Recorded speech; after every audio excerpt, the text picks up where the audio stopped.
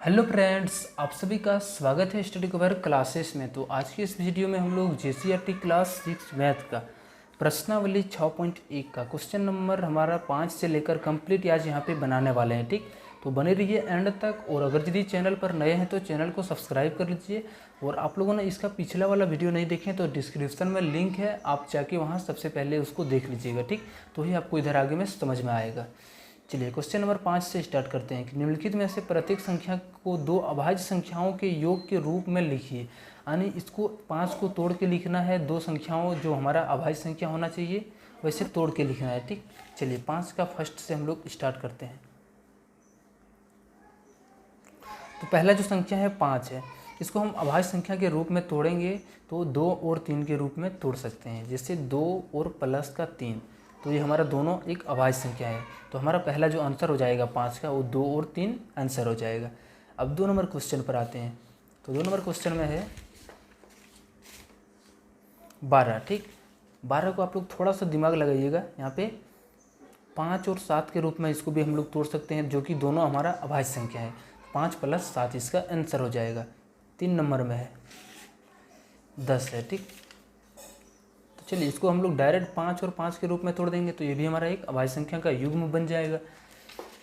Next हमारा 24 है। ठीक, 4 नंबर में 24 है। चलिए इसमें थोड़ा सा दिमाग दूर तक है, तो चलिए सोचते हैं क्या क्या हम लोग। ये लिख सकते हैं कि 19 और 5 मिलके 24 होता है 19 और 5 मिलकर 24 होता है, तो जो कि हमारा दोनों अभाज्य संख्या है, तो इसका इस तरीके से लिख सकते हैं। ठीक, अब नेक्स्ट हमारा 4 के बाद आ गया 5 नंबर। चलिए ये थोड़ा और दूर तक चला गया, तो कोई बात नहीं।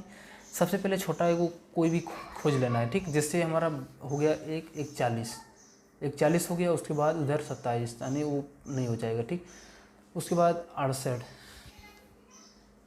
चलिए सबसे पहले इसके आधा आधा भाग में जाते हैं, तो आधा भाग में जाएंगे यानी 34 पर चला जाएंगे। 68 का आधा 34।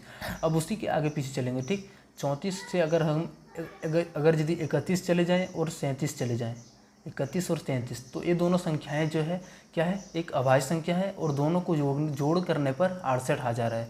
तो इसका जो राइट आंसर हो जाएगा 31,37। प्लस में भी लिख सकते हैं, आप इस तरीके से भी लिख सकते हो। ठीक, अब क्वेश्चन नंबर 6 में है कि निम्नलिखित में प्रत्येक 3 अभाज्य संख्याओं के योग के रूप में। अभी 3 अभाज्य संख्याओं के योग के रूप में, पहले यहाँ पे 2 बोला रहा था, वो हम लोग यहाँ पे 3 के रूप में 3 संख्या को जोड़ेंगे। यहाँ पे 2 टर्म था, अभी तीसरा टर्म को भी लाएंगे। पहला जो संख्या है वो 10 है। चलिए कोई बात नहीं, पहला ले लेते हैं 2 + 3 + 5। 2 3 5 और 5 10, हमारा पहला आंसर बन गया। अब 2 नंबर पर है संख्या 15 है। ठीक, इसको भी तोड़ेंगे वैसे ही जिससे हम लोगों ने यहाँ पे तोड़ा है।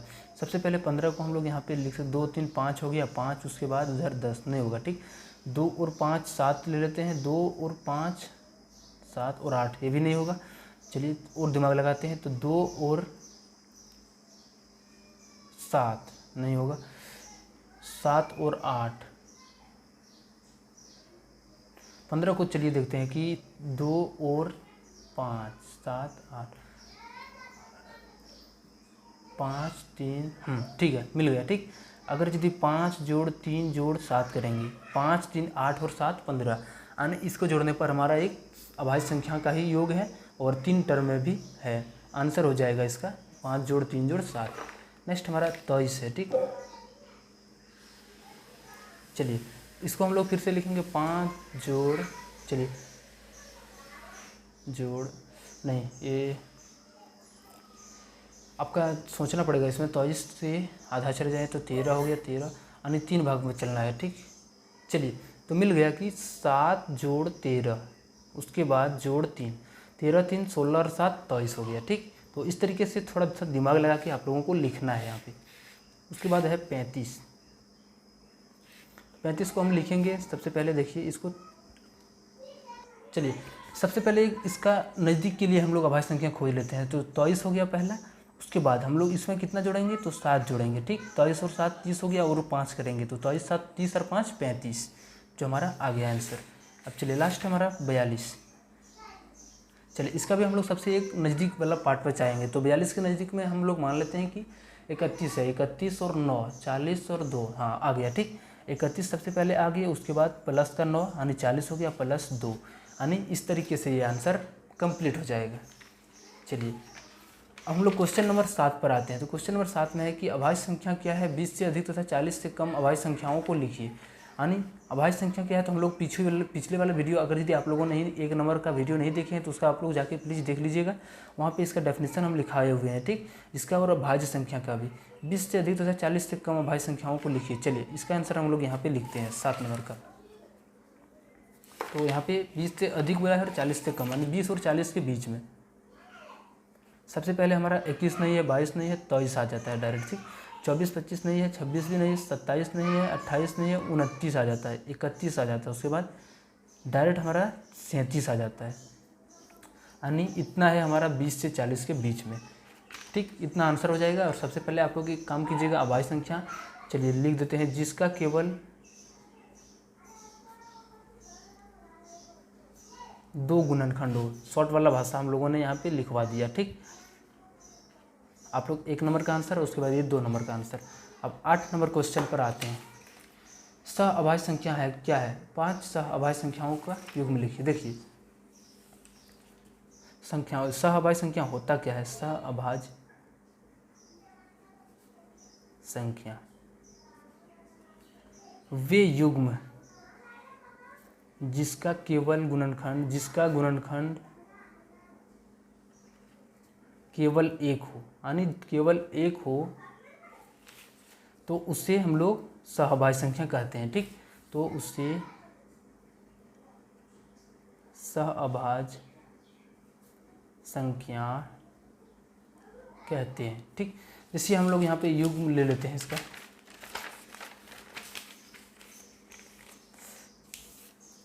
जैसे हम यहाँ पे ले लेते हैं जैसे 8 और 15 ठीक। 8 का जो हमारा किसके पहाड़ा में, 1 का पहाड़ा में, 2 का पहाड़ा में, 4 का पहाड़ा में, 8 का पहाड़ा में।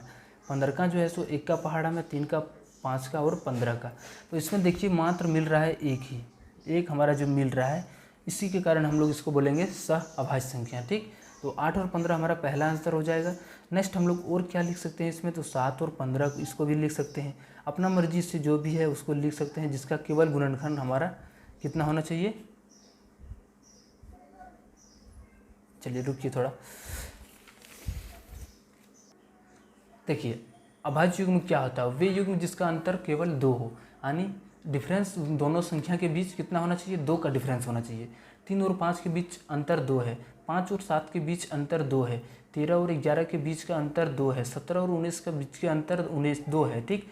ऐसे ही 29 और 31 के बीच का अंतर 2 है। तो ये सब हमारा अभाज्य युग्म कहलाता है। चलिए नेक्स्ट हमारा लास्ट क्वेश्चन है 10 नंबर ठीक। 10 नंबर क्वेश्चन में है कि भाज्य संख्या क्या है, 10 से कम सभी भाज्य संख्याओं को लिखिए। तो भाज्य संख्या यहाँ पे आप लोग लिखिएगा, भाज्य संख्या 10 नंबर, भाज्य संख्या जिसका गुणनखंड 2 से अधिक हो, कितना हो, जिसका गुणनखंड 2 से अधिक हो ठीक। यानी जिसका गुणनखंड 2 से अधिक हो, उसका माने क्या समझिए, जैसे हमारे पास संख्या 4 है तो इसका कि कौन कौन सा पहाड़ा में आता है, 1 का, 2 का और 4 का में आता है। यानी गुणनखंड यानी कौन कौन सा पहाड़ा में आ रहा है, तो ये 2 से अधिक का पहाड़ा में आ रहा है ठीक। यानी यहाँ पे अगर यदि केवल 2 रहता तो ये हमारा भाज्य संख्या, लेकिन 3 आ गया यानी 2 से अधिक आ गया कि 1 का भी आ रहा है, 2 का भी और 4 का में भी, तो ये हमारा भाज्य संख्या हो जाएगा ठीक।